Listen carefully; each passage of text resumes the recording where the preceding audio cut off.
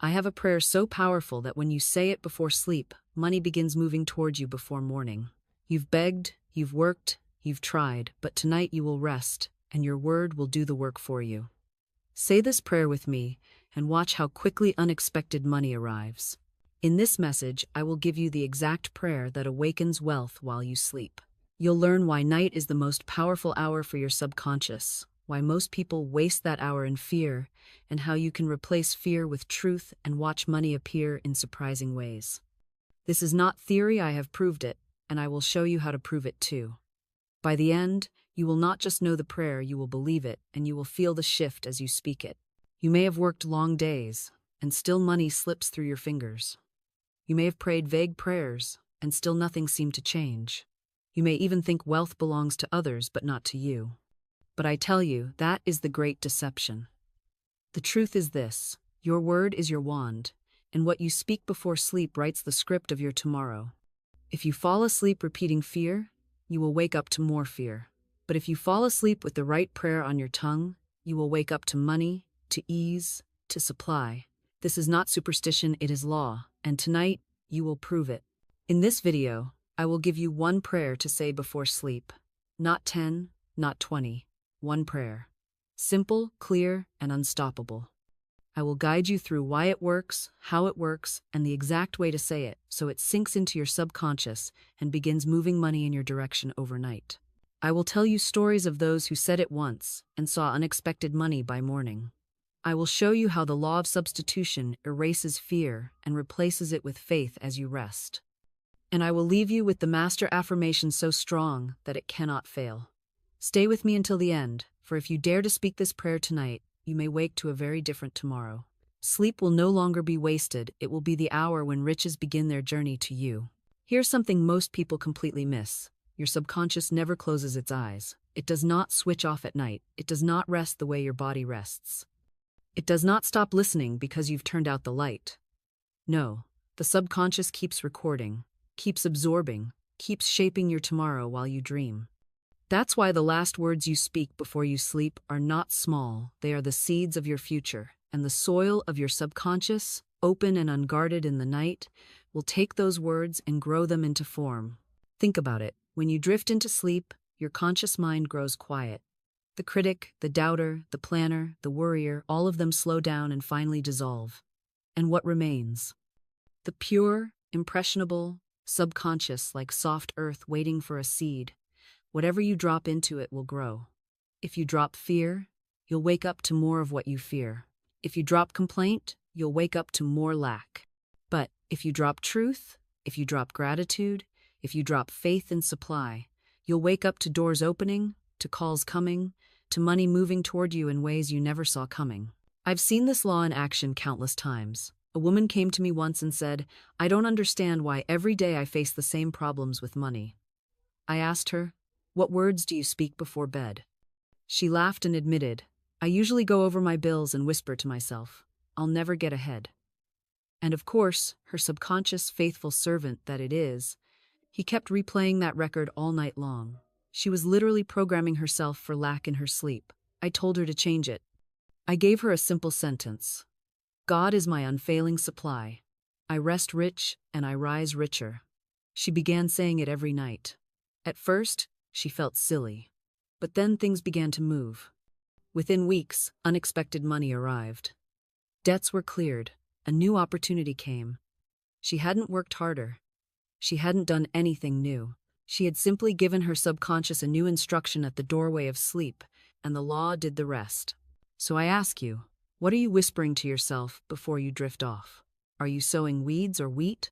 Are you filling the night with words of fear or with words of faith? Because the subconscious is always listening. It is like a phonograph, recording every sound you allow, and then replaying it into your tomorrow. Tonight, we change the record. Tonight, we sow a different seed.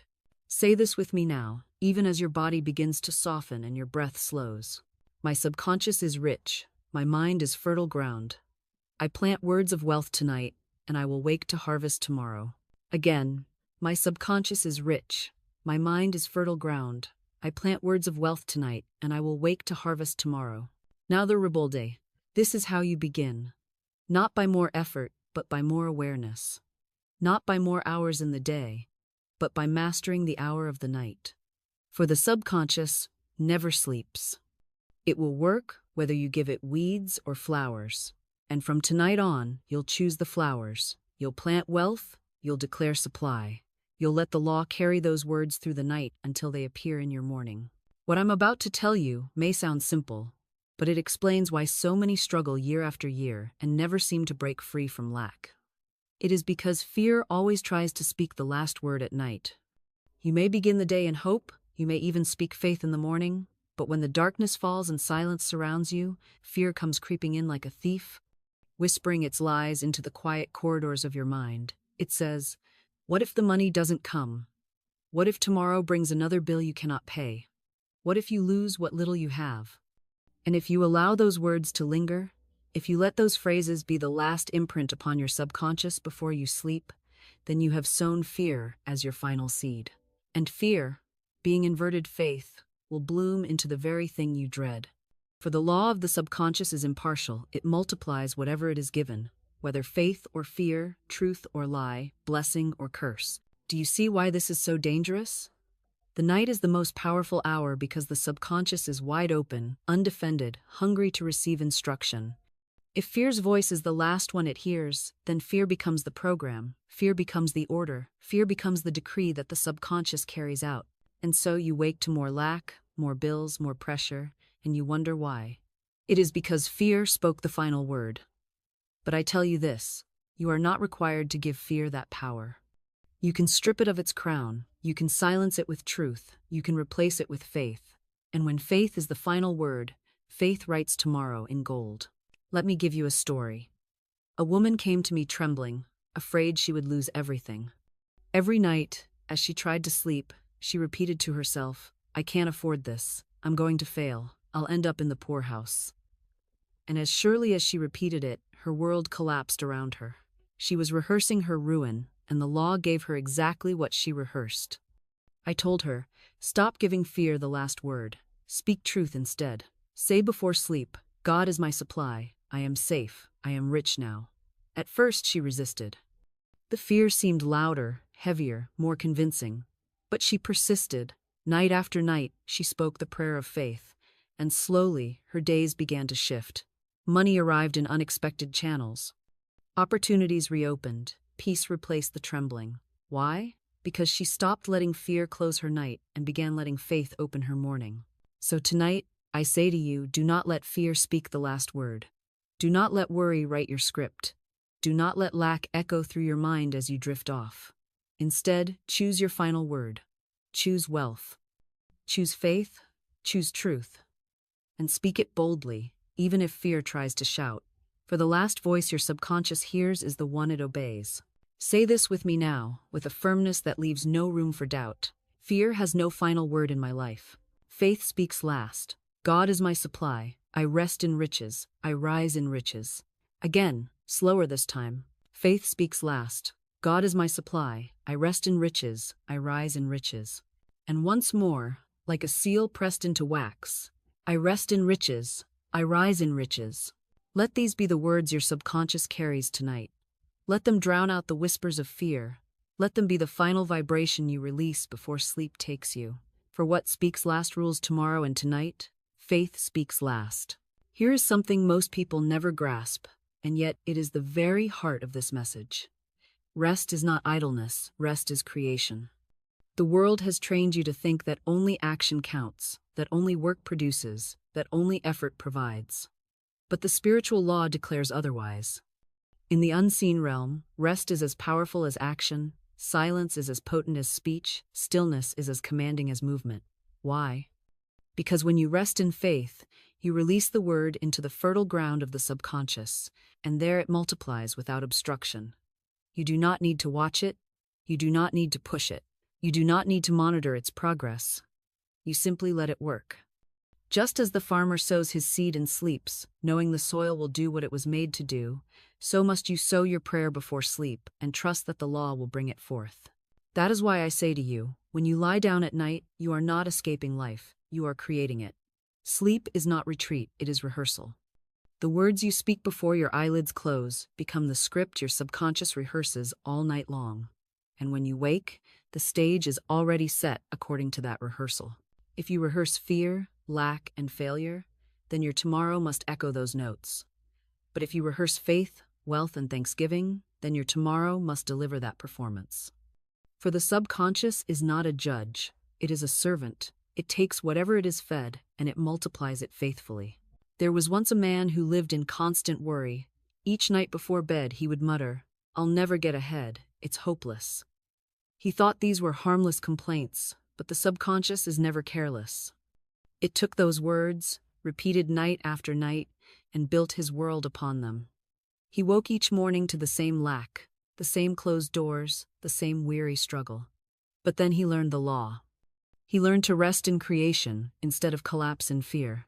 He began to speak this simple prayer before sleep. As I rest, my riches rise. As I sleep, my supply multiplies. As I close my eyes, my world opens to abundance. At first, nothing seemed to shift. But he persisted, and soon, opportunities began to appear without effort.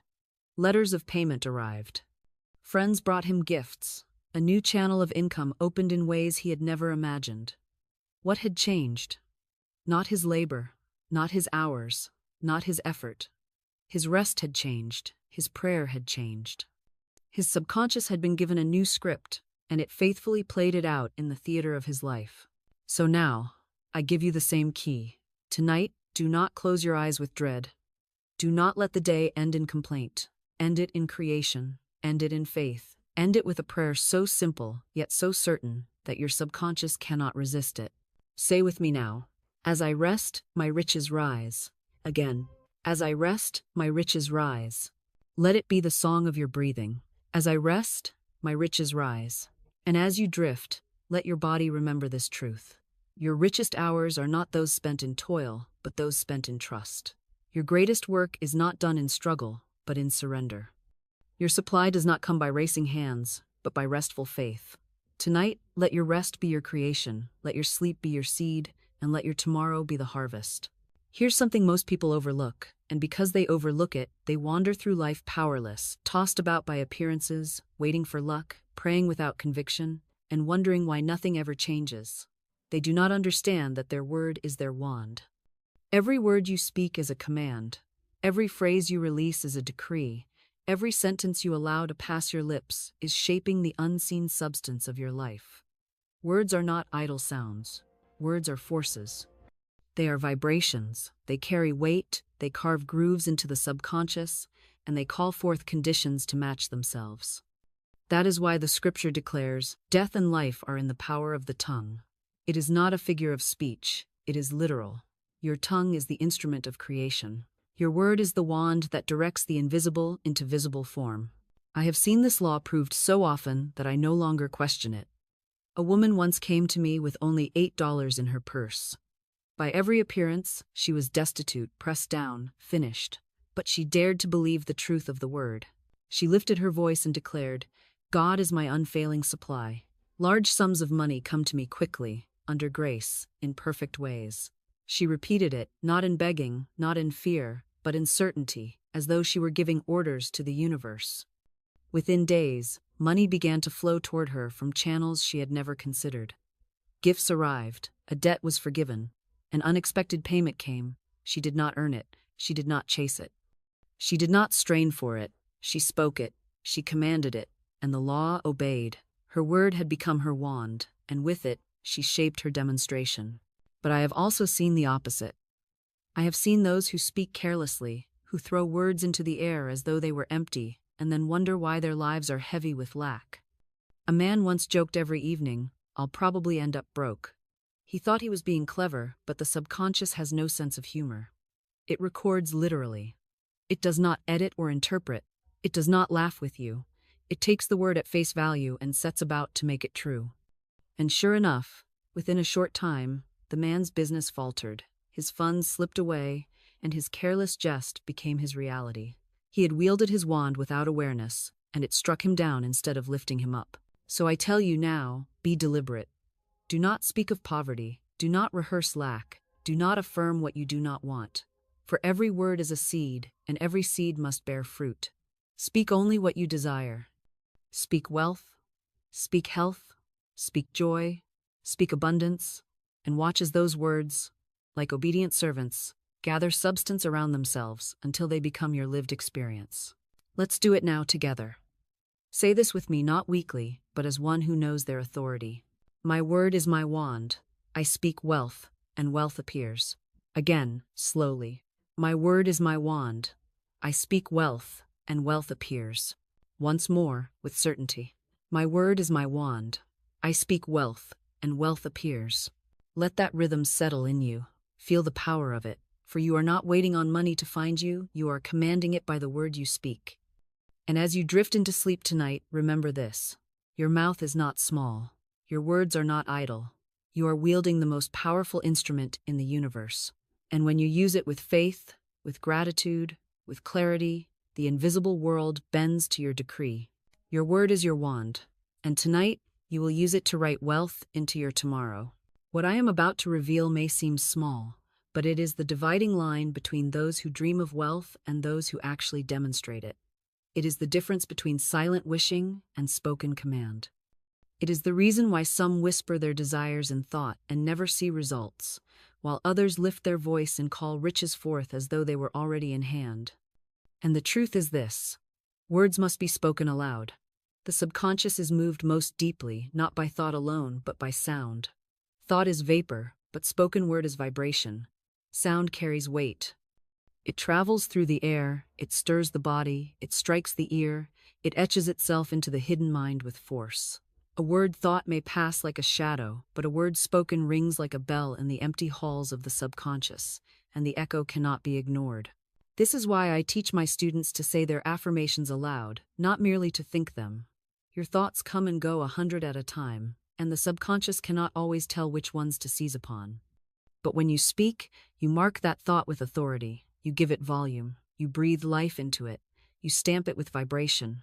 The sound of your own voice is like a trumpet, announcing to the subconscious, this is the command, this is the decree, this is the seed to be planted. And once the seed is heard, the subconscious, obedient and tireless, sets to work to bring it forth. Think of it like this. A thought is like writing a sentence in the sand.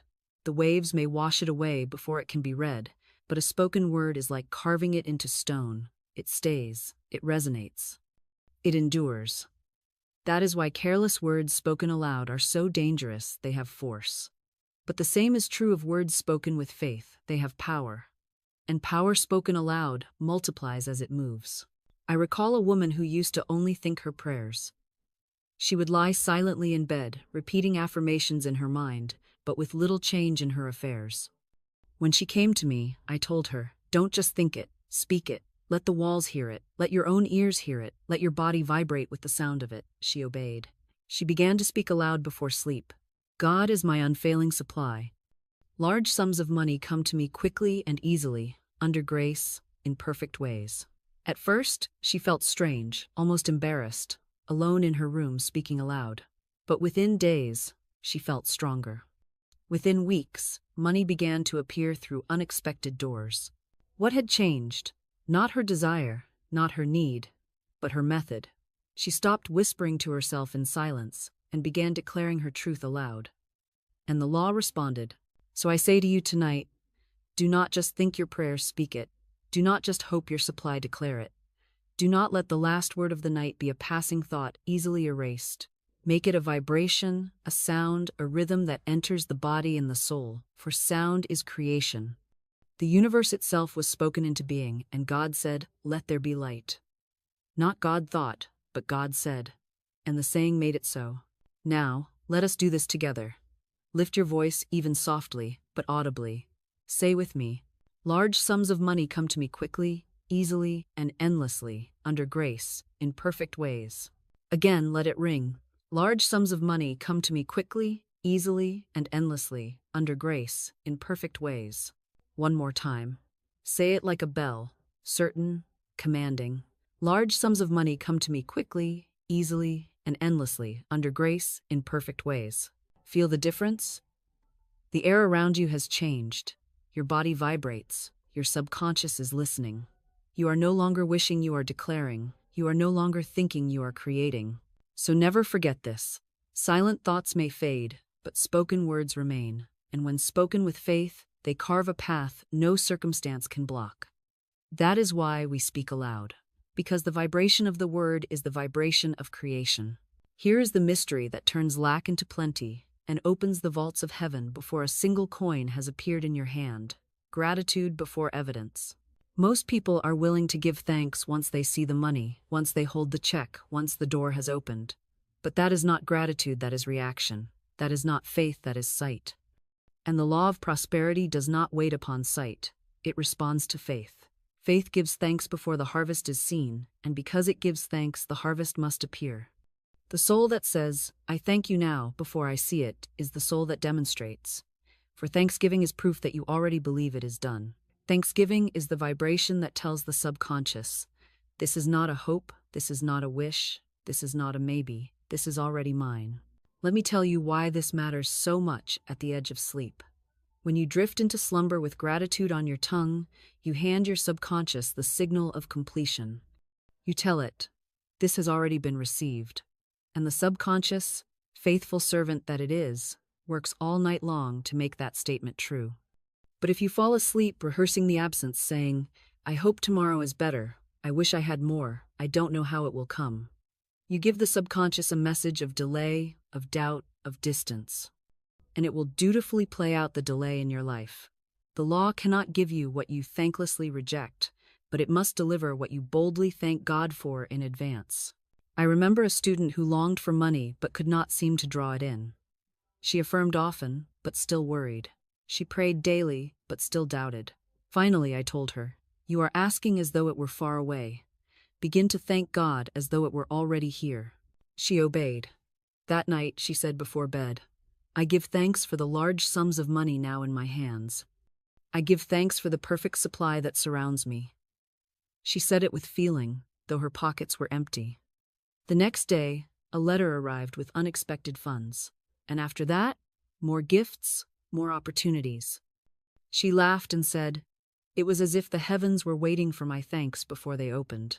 And I said, they were. For thanksgiving is the master key that unlocks the vault of unseen supply. So tonight, I urge you, do not wait to see the evidence before you give thanks. Give thanks now, and the evidence must come. Say it with me.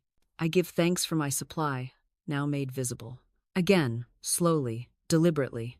I give thanks for my supply now made visible. And once more, with the weight of certainty. I give thanks for my supply now made visible. Feel the difference it makes. When you thank God before the proof, you shift from longing to having, from lack to possession. You become the rich one, not the poor beggar. You walk in the vibration of already, and the law of life rushes to make it so. So as you drift into rest, let gratitude be your pillow. Let thanksgiving be the song that carries you into sleep. Smile as if the money were already in your account. Laugh softly as if the debt were already cleared. Feel joy as if the door were already opened. Because in truth, it island and your thanks is the seal that makes it visible. Give thanks before evidence, and you will never lack evidence to give thanks for again. This next part may shake you awake, because it will strip away one of the greatest mistakes people make in prayer. They beg. They plead. They cry as though God were deaf, as though the law of supply must be coaxed or bribed into moving. But hear me now, the law does not respond to begging, it responds to authority. You are not a beggar in this universe. You are a child of the Most High, heir to infinite supply. The law does not answer the trembling of fear, it answers the calm decree of faith. It does not bend for doubt, it moves for certainty. And when you speak as one who knows, as one who commands, as one who has the right to be heard, then all of creation listens. Think of it this way. A king does not beg his servants. He does not say, please, if you don't mind, perhaps one day could you bring me bread? He speaks the word, and it is done. Why? Because his position carries authority. And you, yes, you carry that same authority when you speak from your divine identity. You do not ask as a pauper, you declare as an heir. You do not cry as a victim. You decree as a victor. This is why the words you speak must not drip with desperation. They must roll with power, with finality, with rhythm. The law does not respond to noise, it responds to truth spoken with certainty. I remember a student who longed for a new opportunity. She had prayed and prayed, always pleading, "God, please open the door, please give me a chance," and the door remained closed.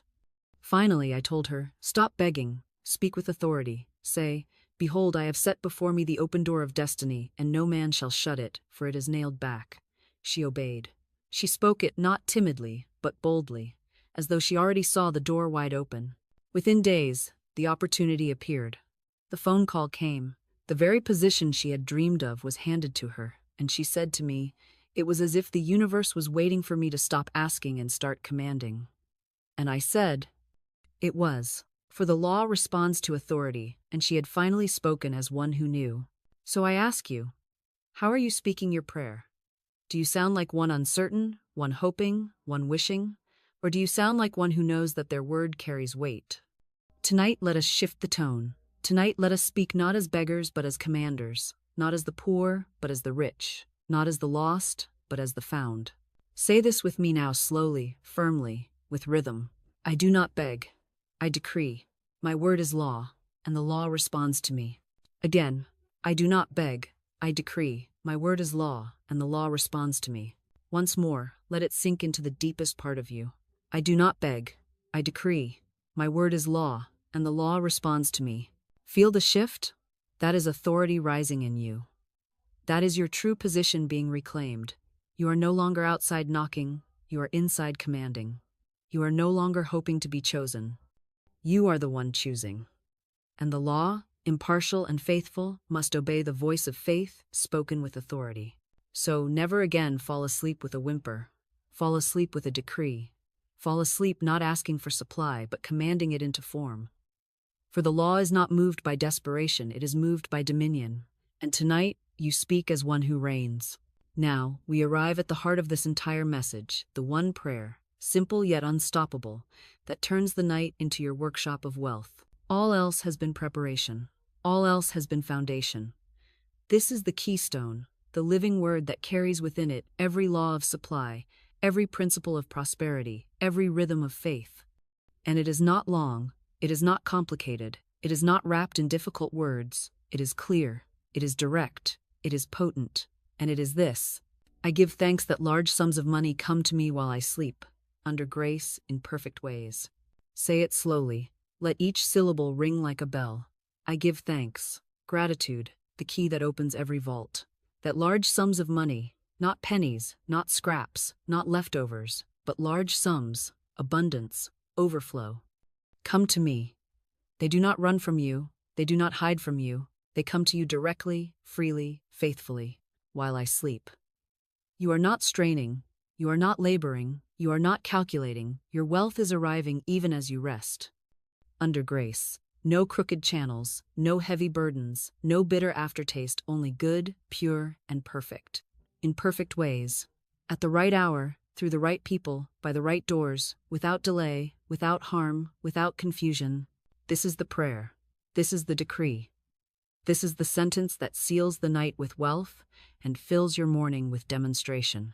I remember one of my students who could not believe it could be so simple. She had prayed long, begging prayers all her life, and saw little fruit. I told her, stop begging. Say this one prayer tonight and mean it. She obeyed. She whispered before bed, I give thanks that large sums of money come to me while I sleep, under grace, in perfect ways. She said it once, twice, then let it carry her into slumber. The next morning, she awoke to a letter with funds she did not expect.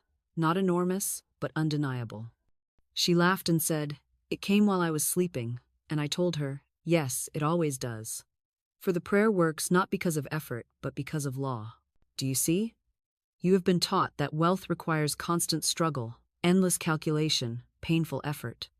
But Spirit says otherwise. Spirit says, speak the word, give thanks, rest, and let the law perform the rest.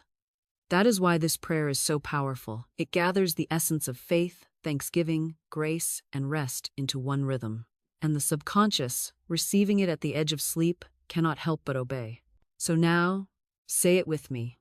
Whisper it into the night. Whisper it into your very bones. I give thanks that large sums of money come to me while I sleep, under grace, in perfect ways. Again, let it flow like breath. I give thanks that large sums of money come to me while I sleep, under grace, in perfect ways. One more time this time, with the certainty of one who already has. I give thanks that large sums of money come to me while I sleep, under grace, in perfect ways. Let it be the lullaby of your subconscious. Let it be the drumbeat of your night. Let it be the seed you drop into the fertile soil of your spirit, knowing that by morning, the harvest will already have begun. This is the prayer. This is the decree. This is the word that will not return void. Here is the safeguard, the shield, the holy covering wrapped around this prayer. The words, under grace, in perfect ways. Without them, you may still call wealth, but it may come through crooked channels, through toil, through burden, through doors that look golden on the outside but carry sorrow within. With them, you are protected. With them, you are guided. With them, you are certain that only what belongs to you by divine right can reach you, and that what is not yours can never enter. Grace is the hand of infinite spirit, arranging every detail, blocking every wrong path, redirecting every false opportunity, and ensuring that what you receive blesses you and blesses all connected with you. I have seen what happens when people leave grace out of their affirmations. One man I knew declared constantly for money. And money came, yes, but it came through a scheme, through dishonest channels, through means that tied him in knots of trouble. He got what he asked for, but he forgot to ask for it under grace. And the result was unrest, struggle, and eventual loss. The law had obeyed his words, but without grace, the supply brought more pain than joy. But another student, who learned to always seal her affirmations with under grace, in perfect ways, saw the opposite. She needed money desperately, and a friend offered to loan it under harsh conditions. She almost accepted, but she remembered. If it is mine, it will come under grace, in perfect ways. She refused the crooked channel, trusting the law. Within a week, the very same amount came as a gift, no strings, no chains, only blessing. Grace had protected her from entanglement, and perfect ways had delivered her supply. Do you see why this is so important? Grace keeps you safe from your own short-sightedness. It blocks what would harm you. It prevents you from tying yourself to burdens that would drag you down. And perfect ways means that the timing, the method, the channel will all align in harmony with your soul's highest good. You may think you want the money to come from one place, but Spirit knows better. You may demand one path, but Spirit has another. And grace ensures that the substitution is always for the better, never for the worse. So when you say this prayer, never forget to include the safeguard. Say it slowly, let it wrap around your heart. I give thanks that large sums of money come to me while I sleep, under grace, in perfect ways. Again, under grace, in perfect ways. Let it ring through you like a soft hymn. Under grace, in perfect ways. Say it as though you are handing over every detail to infinite intelligence. Under grace, in perfect ways. This is your guarantee that you will never gain through loss, never receive through harm, never prosper through pain. This is your assurance that every blessing will enrich, uplift, expand, and bring joy. Grace is the law's mercy. Grace is the safeguard on your supply. Grace ensures that even if your desire is misguided, it will be corrected, purified, and delivered in its true form. So tonight, as you close your eyes and speak the prayer, seal it with grace. Wrap it in perfection, and rest in the knowing that what comes to you will be right, will be full, will be lasting. For wealth without grace can harm, but wealth with grace will bless forever. Now let me give you the golden truth that makes the prayer come alive, the very force that moves it from words on your lips to wealth in your hands. Gratitude is the key that turns the lock. You can speak the prayer, yes, you can repeat it faithfully, you can whisper it as you drift into sleep. But if you do so with a hollow heart, if you do so with nothing but empty sound, the door may remain shut. For gratitude is the feeling that proves you believe. Gratitude is the vibration that tells your subconscious, this is not a wish, this is not a hope. This is a fact, already complete. And when the subconscious receives that vibration, it begins to work without delay, shaping tomorrow to match your thanksgiving. Most people wait until money appears before they give thanks. They say, I'll be grateful when the check comes. I'll be grateful when the debt is cleared. I'll be grateful when my life improves. But that is not gratitude, that is mere reaction. That is sight. not faith. True gratitude thanks before the evidence, and because it thanks, the evidence must appear. For the law of life always responds to belief, and thanksgiving is the sound of belief. It is the fragrance of faith. It is the signal that tells heaven and earth alike, this is already mine. I once had a student who could not seem to demonstrate money. She prayed nightly, she repeated affirmations, she spoke the word, yet nothing shifted. Finally, I asked her, "Do you give thanks as though you already have it?" She admitted that she did not, for she thought thanksgiving without proof was foolish. I told her, "The foolishness of faith is the wisdom of God. Begin to thank before you see, and you will see because you thanked." She obeyed. That night, instead of saying, "I hope," she said, "I give thanks for the large sums of money already mine, already on their way." She smiled as she spoke it. She felt joy rise within her, though nothing had changed on the outside. And the very next day, she received unexpected money in the mail. She laughed and said, "It worked the moment I gave thanks." And I told her, "No, it always works. Gratitude was simply the key that unlocked the door." So tonight, let gratitude be the oil on the gears of your prayer. Don't just say the words, say them with thanksgiving. Don't just repeat them with joy.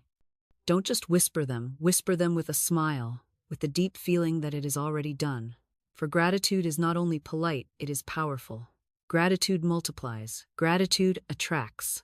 Gratitude seals the word in gold and sends it straight into manifestation. Say this with me now. I give thanks for my supply now made visible. Again, with more feeling. I give thanks for my supply now made visible. And once more, let it sink into the roots of your being. I give thanks for my supply now made visible. Now pair it with the master prayer. I give thanks that large sums of money come to me while I sleep, under grace, in perfect ways. Say it as though the money were already in your hands. Feel it, smile with it, rest in it. For when you thank God in advance, you create the advance itself. So tonight, let gratitude turn the key. Let thanksgiving open the vault. Let joy be the sound that carries your prayer into the subconscious, where it will echo through the night and rise as substance in your morning. For gratitude does not wait for proof, it creates it. And the soul that thanks before it sees will always have something to thank for after. Now we come to the practice that secures everything you have learned. The act that drives the prayer from the surface of your mind into the depths of your being, where it cannot be shaken, cannot be erased, cannot be contradicted by fear or doubt. And that practice is repetition, gentle, steady, rhythmic repetition, until the word you speak ceases to feel like a sentence you are trying on and becomes the very truth you inhabit. For one utterance of truth may light the flame, but it is repetition that keeps the lamp burning through the night. The subconscious does not change by logic, it changes by impression, and impressions are made by repeated strokes. Just as water carves stone by falling drop after drop, so the word carves new channels in your soul when spoken again and again with faith. This is why I tell my students, do not stop with one prayer. Do not think one murmur is enough to undo years of fear and doubt that have been rehearsed. The old records in your subconscious have been played for years. They must be overwritten. And how are they overwritten? By speaking the new word until it sings louder, until it plays clearer, until it drowns out the lies and replaces them with melody of truth. Every repetition is a nail driven into the structure of your new reality. Every time you whisper the prayer before sleep, you are laying another stone on the foundation of wealth. And one night, without warning, the building will be complete, and your world will reveal what your word has been constructing all along. I remember a man who had long rehearsed the fear of poverty. He spoke it every day, almost without thinking. I never have enough. I always fall short. When I gave him the prayer, he said it once and felt nothing. He said it twice and still doubted. But I told him, don't stop when it feels hollow. Keep saying it until it sinks. He obeyed. Night after night, he whispered, I give thanks that large sums of money come to me while I sleep, under grace, in perfect ways. At first, the words felt empty, like seeds falling on hard soil. But he persisted. And then something shifted. He told me one morning, I woke up, and for the first time I didn't just say it, I believed it. Soon after, his demonstration came. A door opened, supply arrived, and his whole atmosphere changed. The prayer had finally sunk into his subconscious, and once it did, the law could not help but obey. So I say to you now, do not measure by how you feel on the first night. Do not stop because it feels mechanical. Keep saying it until it sinks. Keep saying it until your subconscious accepts it as law. Keep saying it until you no longer wonder if it is true. You know it is true. And once you know, your outer world will know as well. Let's do it now, slowly, rhythmically, like waves on the shore. I give thanks that large sums of money come to me while I sleep, under grace, in perfect ways. Again, let it move with your breath. I give thanks that large sums of money come to me while I sleep, under grace, in perfect ways. One more time, with the weight of certainty. I give thanks that large sums of money come to me while I sleep, under grace, in perfect ways. Let it echo in your chest. Let it settle in your bones. Let it carry you into sleep like a lullaby from heaven itself. For once it sinks, once it becomes the undercurrent of your subconscious, nothing can uproot it, and wealth must answer. Say it until it sinks. Whisper it until it roots. Repeat it until it becomes you. And when it does, you will wake, not to the same old life, but to the demonstration of the prayer you dared to believe. Now that you have spoken the prayer, now that you have let it roll upon your tongue and echo in your soul, the question remains, how do you hold it through the night? How do you keep the channel clear when the shadows of fear try to creep back into the room, whispering their lies into the silence? And the answer is simple but mighty: you sleep in faith. Not the restless sleep of one hoping against hope, not the shallow sleep of one tossed between doubt and belief, but the royal sleep of one who knows their word has already been heard and already fulfilled. I call it the sleep of kings. For the one who lies down in faith does not toss, does not turn, does not pace the floor in worry. They rest like royalty, certain that their decree has gone forth and their servants, unseen though they may be, are already bringing it into manifestation. Faith is substance. Faith is not thin. Faith is not fragile. Faith is a weight, a certainty, a presence. To sleep in faith is to feel that presence so strongly that the body relaxes into it, the heart beats in rhythm with it, and the mind surrenders without resistance. It is to lie down knowing that as surely as night turns into morning, your prayer is already unfolding, your supply is already moving, your wealth is already being arranged. The sleep of kings is not sleep as escape, it is sleep as dominion. For the king does not wonder if his command will be carried out, he knows it will. And so he rests. And so must you. I recall a woman in the days when housing was scarce. She longed for a new apartment, but there were none to be found. She had spoken the word, God is my unfailing supply, my perfect home is prepared. But doubt threatened her in the night. She wanted to worry, to repeat the fear. What if I never find a place? Instead, I told her, act as though it is already yours. Sleep as though the keys were already in your hand. She obeyed. She bought new blankets, as though the apartment had already been given.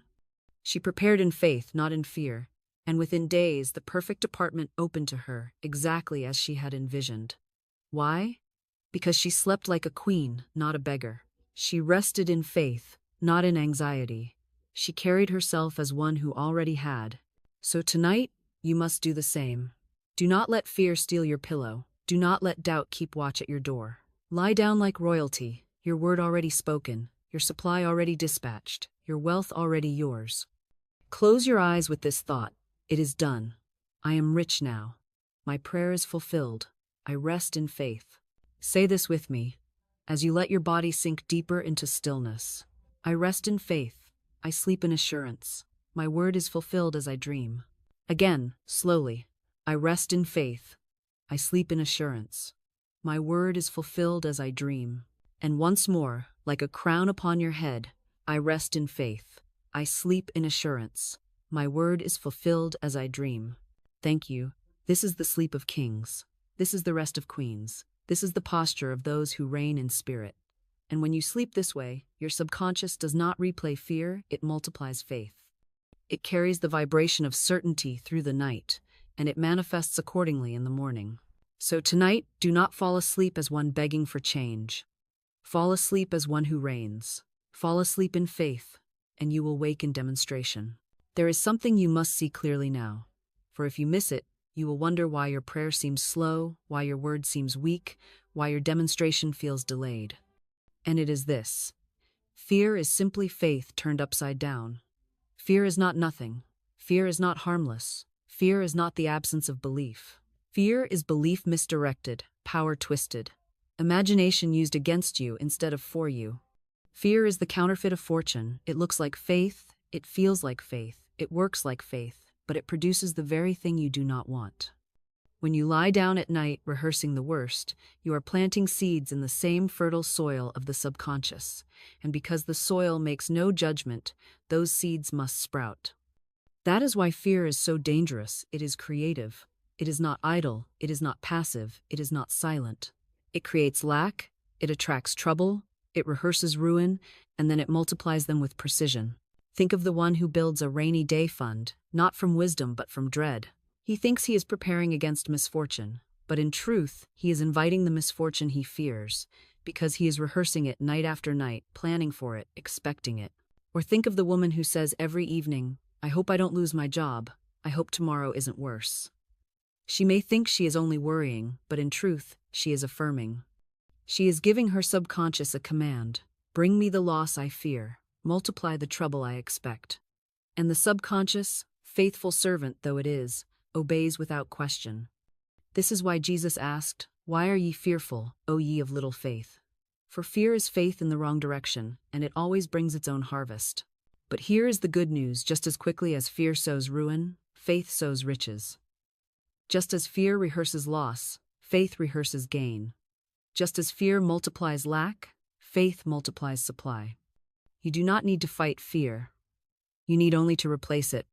The soil of the subconscious will grow whatever is planted, and the law of substitution allows you to uproot the weed by planting a stronger seed. When fear whispers, you do not argue with it. You do not analyze it. You do not obey it. You speak a louder word. You speak the prayer of faith. You declare the truth until the vibration of fear is drowned out and erased. I recall a student who feared she would end up in poverty. She said it constantly, especially at night. "I'm afraid I will lose everything." And as she feared, her money drained. But then she was taught to speak instead. "I rest in faith. I am divinely provided for. I rise to riches." She repeated it every night, even when fear tried to creep back. Slowly, the fear weakened. Slowly, the faith took hold. And soon, her supply turned. Unexpected income arrived. Help came. Her fear was not merely managed, it was replaced. And because it was replaced, it lost its power. So tonight, do not let fear be your final fortune. Do not let it masquerade as wisdom. Do not let it trick you into rehearsing lack. Replace it with faith. Declare boldly, "I refuse fear. I rest in faith. I am provided for now." Again, stronger this time. "I refuse fear. I rest in faith. I am provided for now." And once more, let it sink to the roots. "I refuse fear. I rest in faith. I am provided for now." For fear is a false fortune, and it always delivers what you dread. But faith is the true fortune, and it always delivers what you decree. Tonight, choose which one will speak for you. Tonight, choose which one will write your tomorrow. Tonight, let faith be your final word. Now, we reach the tender secret that so few understand, and yet it is the one thing that keeps the stream of supply flowing freely. Peace. For wealth does not rush into a troubled heart. Prosperity does not pour itself into an anxious mind. Supply is like a golden river, wide and endless, but fear and resistance throw stones into the current, creating blockages, breaking the flow. It is peace, deep, steady, unwavering peace that keeps the channel open, wide, clear, ready. Peace is not weakness. Peace is not passivity. Peace is power in harmony. It is the sign that you have released the outcome to divine law, and you are no longer choking the process with your doubts. Do you see how easily we disturb the current? A man may speak the prayer, he may declare the affirmation, but then he begins to pace the floor, checking the mail, scanning the horizon, asking again and again, when will it come? Where will it come from? What if it doesn't? And all of that worry is resistance. It is like damming the river with his own hands. But the one who speaks and then rests, the one who declares and then sits in peace, opens the current wide. The law can now move, the supply can now flow. For non-resistance is the proof of faith, and faith always keeps the channel clear. I recall a man who needed a very large sum, $50,000, and he was pressed by time. Every door appeared shut, every effort seemed to fail. He nearly gave way to panic. But instead of yielding to fear, He chose peace. He sat still. He repeated calmly, God is my supply. My demonstration comes under grace, in perfect ways. He refused to let worry dictate his night. He refused to argue with appearances. And do you know what happened? At the very last moment, when all hope seemed gone, the money arrived. Not through struggle, not through strain, but through a channel he could never have planned. His peace had kept the channel open, and the supply rushed through. So I say to you now, after you speak the prayer, after you give thanks, let peace be your final act. Do not disturb the soil with frantic digging. Do not tear up the seed with restless hands. Rest. Be still. Let peace wrap you like a blanket. Say aloud, I am calm, I am certain, I am supplied. And let that vibration carry you into sleep. Say it with me now. Peace is my proof. Peace is my power. Peace keeps the channel open. Again, peace is my proof. Peace is my power. Peace keeps the channel open. And once more, as a final seal, peace keeps the channel open, and my wealth flows freely now. Let your breath fall into rhythm with those words. Let your body feel lighter. Let your spirit expand.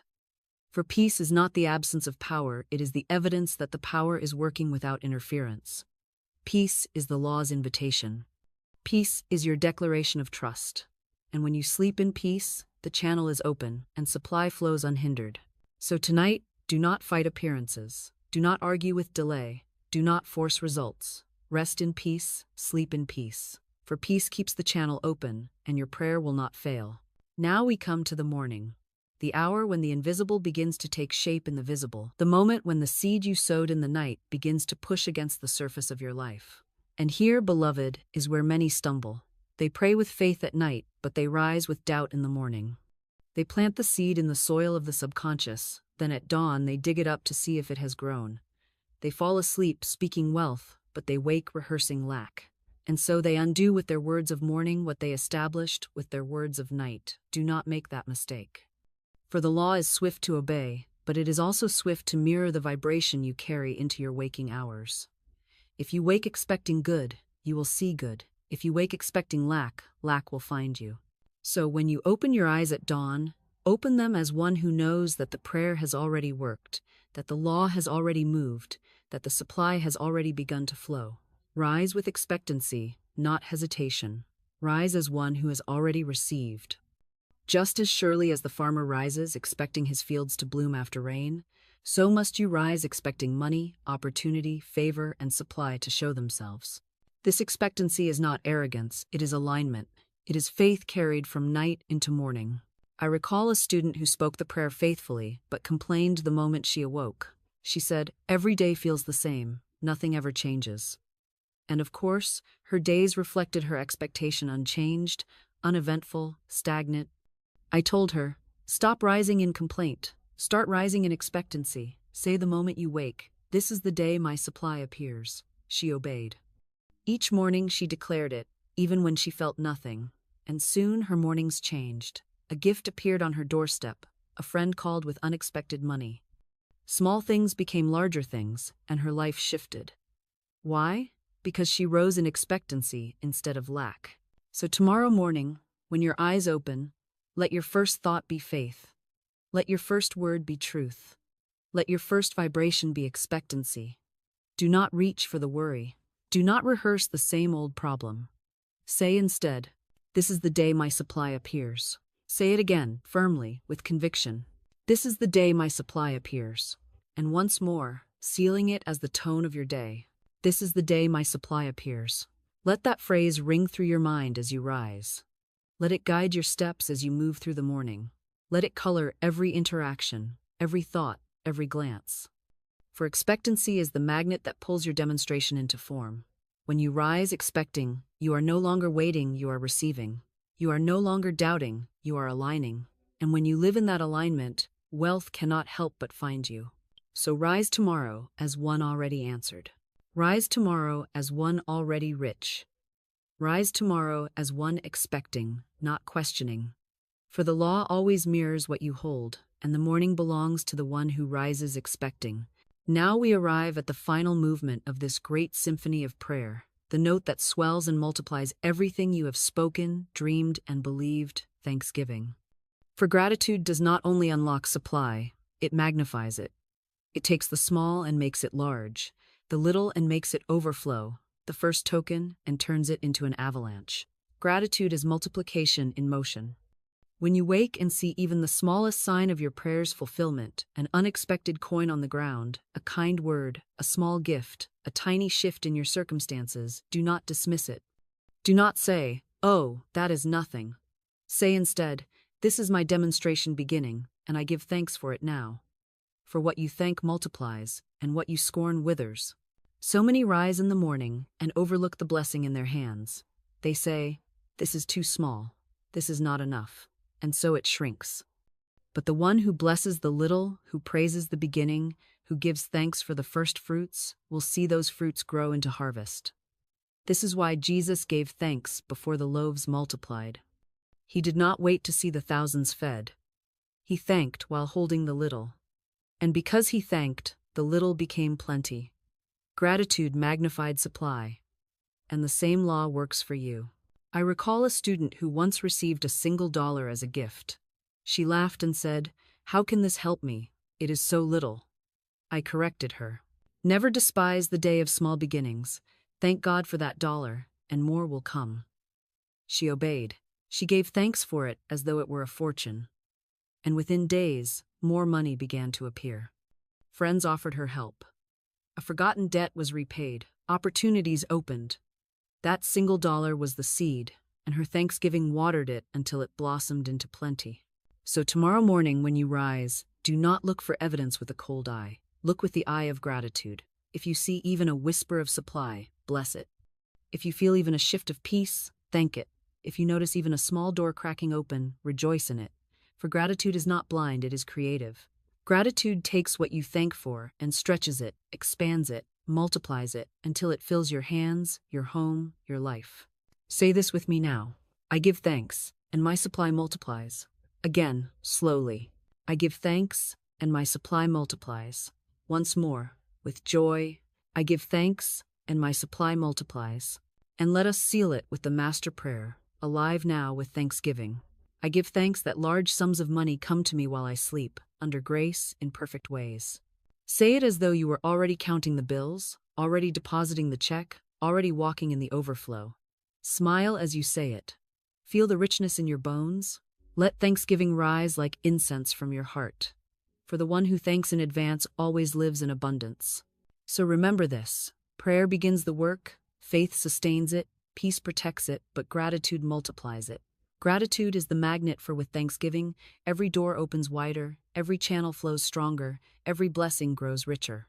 Gratitude is the sunlight to the seed, the water to the sprout, the air to the flame. Without it, the seed may lie dormant, the sprout may wither, the flame may sputter out. But with gratitude, growth is inevitable, expansion unstoppable, harvest assured. And it does not matter how small the sign may appear, thanksgiving treats the small as if it were the whole, and the whole must then appear to match it. Do you see the mystery? Gratitude is not about what you have in your hand, it is about what you know in your heart. When you thank God for the little, you are not lying, you are aligning. You are saying, "This token is enough to prove the law works, and I know the rest is already on the way." And the subconscious, hearing your thanks, multiplies the vibration. It says, "This is important, this is valuable, this is complete," and so it creates more to match. The universe rushes to deliver more of what you celebrate. Gratitude is the magnet that multiplies its own kind. Let me tell you a story. A woman once began to affirm her supply, but nothing seemed to happen. Then one day, she found a single coin on the street. At first, she wanted to dismiss it, to say, "What good is this? I need hundreds, not pennies." But then she remembered, give thanks for the seed, and the harvest will follow. She picked it up, held it in her hand, and declared, "Thank you, Infinite Spirit, for this sign of my endless supply. I bless this coin, and I know it multiplies into many." Within weeks, unexpected money began to flow to her, small gifts at first, then larger sums, until her situation was entirely reversed. The coin was not the supply, it was the sign, and her gratitude turned the sign into a stream. So I ask you now, will you despise the little, or will you bless it? Will you complain at the seed, or will you rejoice at the promise? The law waits on your vibration. If you scorn, the stream dries up. If you bless, the stream becomes a river. The choice is yours. Say this with me now. I give thanks for every sign of my supply. Again, with more feeling. I give thanks for every sign of my supply. And once more, as though your life depended on it. I give thanks for every sign of my supply. Now, seal it with joy. I give thanks that large sums of money come to me while I sleep, under grace, in perfect ways. Feel the vibration of those words. Do not just say them, feel them. Smile as if the mailman were at your door with the check. Laugh as if your account were already full. Rest as if the debt were already cleared. Because when you give thanks as though it were already done, it is already done. So walk in this truth. Gratitude is not the afterthought, it is the amplifier. It is not the echo, it is the command. It is not the polite response, it is the power that multiplies. And the one who wakes in gratitude will never wake to lack. And now, beloved, we come to the close of this message, but not the close of your demonstration. For what has been spoken tonight will not fade, it will not dissolve, it will not return empty. The law has heard it, the subconscious has received it, and your supply has already been set in motion. This is the point where so many stop too soon, where they begin to wonder if anything is happening, where they allow doubt to creep back into the sacred soil. But I say to you, hold steady, do not rush, do not interfere, do not tear up the seed with restless hands. Rest in the knowing that the prayer has already worked, that the law has already moved, that your wealth is already prepared. Let us remember together the great journey of this night. You have learned that the subconscious never sleeps, that every word you speak before slumber is a seed planted in the fertile ground of tomorrow. You have seen how fear, if given the last word, becomes the architect of lack, but how faith, if spoken as the final decree, builds riches even as you dream. You have heard the truth that your word is your wand, that sound carries vibration into the soul, that gratitude unlocks the vault, that authority commands the law. And you have been given the master prayer, clear and simple, wrapped in grace, crowned in thanksgiving. I give thanks that large sums of money come to me while I sleep, under grace in perfect ways. This prayer cannot fail, for it contains the essence of all demonstration, gratitude which proves belief, wealth clearly spoken, rest which allows the law to work unhindered, grace which guards against error, perfection which ensures that only the right channels will open. It is a prayer for kings and queens, a decree for heirs of infinite supply. And if you speak it with faith, with rhythm, with peace, it will echo through the night until it becomes substance in your morning. So tonight, as you lay your head upon the pillow, do not let fear have the final word. Do not let doubt poison the seed. Speak this prayer, once, twice, as many times as your spirit desires, until you feel peace settle upon you like a mantle. And then rest not as one who is waiting, but as one who is receiving. Rest as one who is already rich. Rest as one whose demonstration is already complete. Rest in the sleep of kings, and rise to the evidence of your dominion. Say it now with me, as the final seal upon this message. I sleep now in divine wealth. I rise rich. I walk in abundance. I live as the word fulfilled. Again, I sleep now in divine wealth. I rise rich. I walk in abundance. I live as the word fulfilled. And once more, let it settle into every corner of your being.